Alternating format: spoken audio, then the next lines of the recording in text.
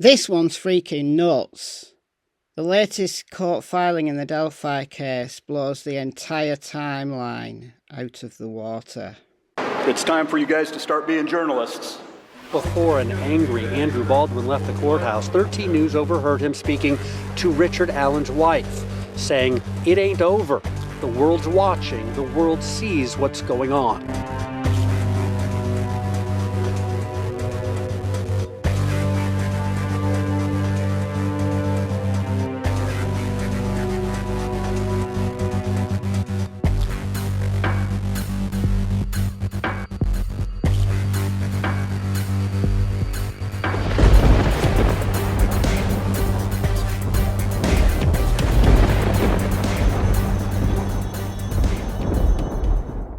This is defendant Richard Allen's fourth Franks motion based on newly disclosed evidence, and they request a Franks hearing for the fourth time.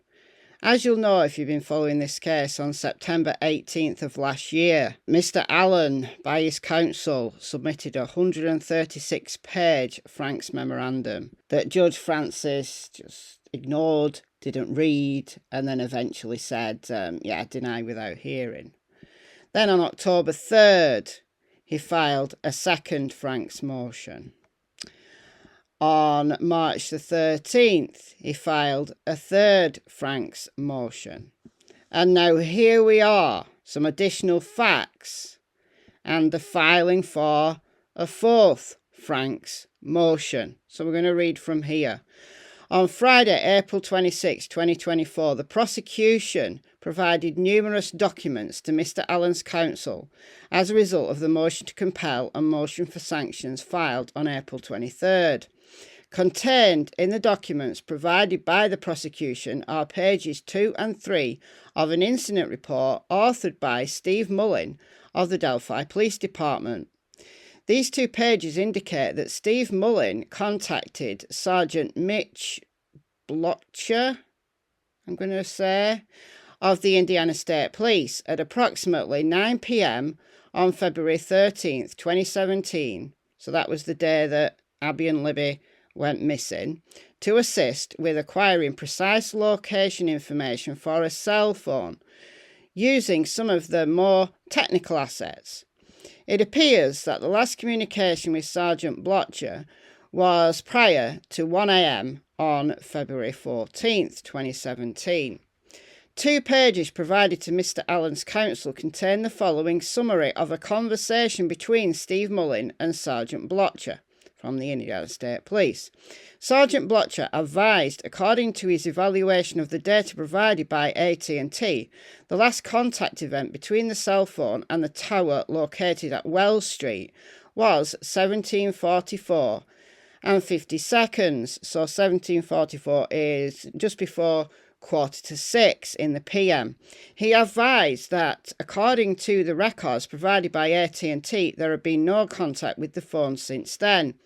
Sergeant Blotcher advised that his interpretation of this information, which we were receiving from AT&T, indicated that the cell phone was no longer in the area or no longer in working condition. He advised that since there had been no change in the every 15-minute update we were receiving, and the last known contact time had not changed since 17:44 hours.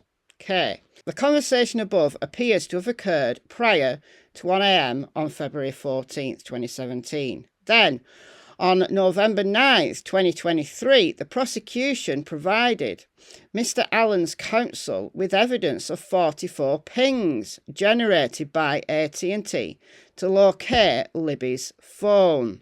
Hereafter, pings. There were 2 pings from February 13th in the pings provided to defence counsel. One at 5:48 p.m. and one at 7:16 p.m. Mr. Allen's counsel did not learn of additional pings which took place every 15 minutes on February 13th, 2017, until the discovery disclosure on April 26, 2024. Defence Counsel still does not have the additional pings from February 13th, 2017, or the early morning of February 14th, 2017, pursuant to the information which the prosecution disclosed to Mr. Allen's counsel. The first ping on February 14th, 2017, was sent to Libby's phone at 5:39 and 41 seconds in the AM.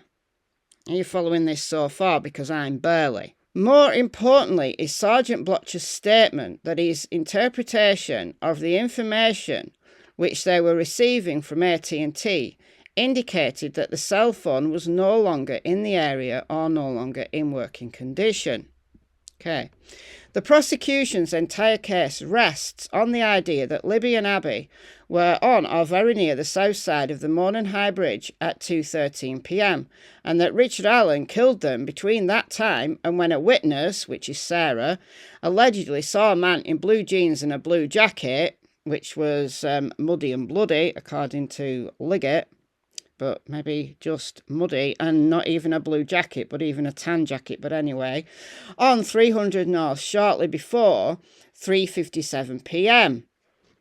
In other words, assuming the prosecution's evidence is accurate, Libby and Abby were murdered after 2:13 p.m. and before 3:57 p.m. on February 13th, 2017.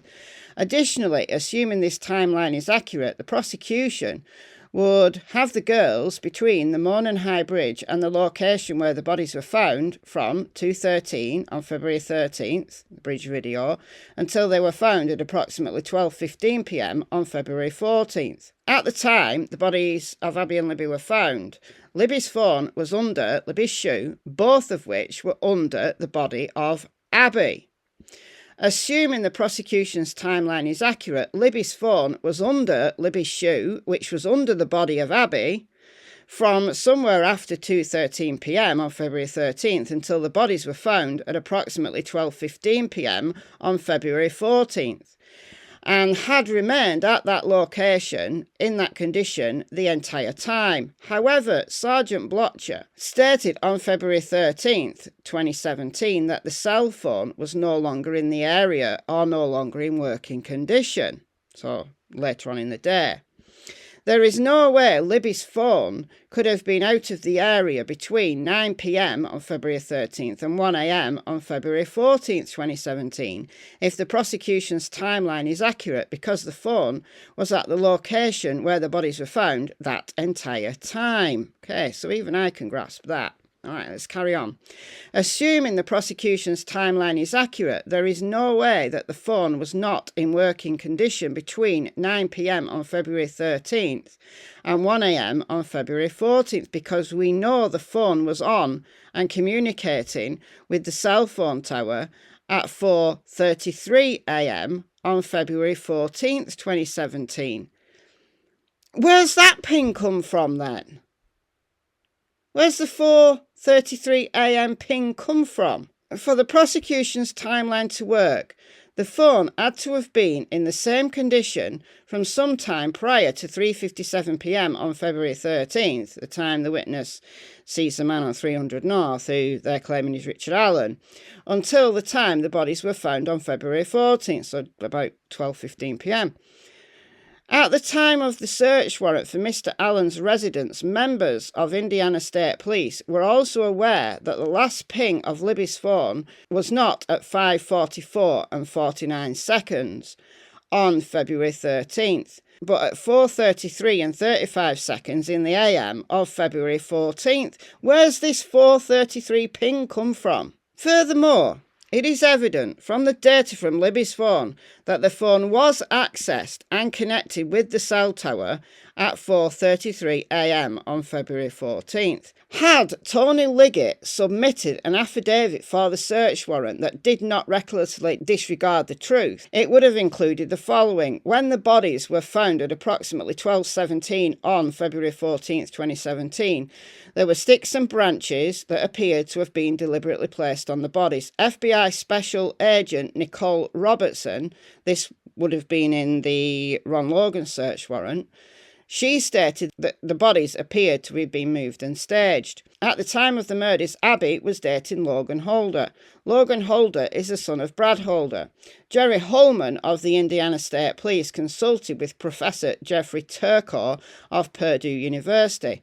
Purdue University Professor Jeffrey Turco wrote in a report provided to Unified Command that the markings, referring to the configuration of the branches on the girls' bodies, constitute an inscription inspired by Norse runes or modern recreation thereof. That is quite plausible. In 2017, Brad Holder belonged to a group practicing and following Nordic pagan beliefs. Brad Holder posted pictures on Facebook mimicking the crime scene.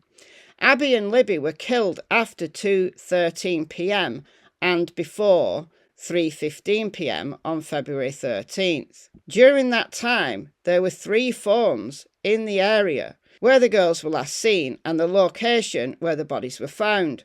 None of these phones belonged to Richard Allen. On February 13th and 14th, 2017, law enforcement requested AT&T ping Libby's phone every 15 minutes. The time of the last ping to Libby's phone on February 13th was 5:44, and the time of the first ping on February 14th was 4:33. Indiana State Police believe that Libby's phone was either out of the area of the Wells Street Tower or not in working order between 5:44 on February 13th and 4:33 a.m. on February 14th, at which time there was a successful ping on the phone. These omissions are so voluminous and significant that there is no explanation for their omission other than a reckless disregard of the truth. Had Tony Liggett not recklessly withheld pertinent information from his probable cause affidavit on the search warrant, the application would have been denied. Right, so where's this 4:33 a.m. ping come from? Because I'd never heard of this 4:33 a.m. ping of Libby's phone. Am I so behind the times? Have I just so not been keeping up on this case? Somebody tell me this. So what are they saying? That the phone left the area and then came back when the bodies were staged. So sometime in the middle of the night. Is that what you get from this? Let me know.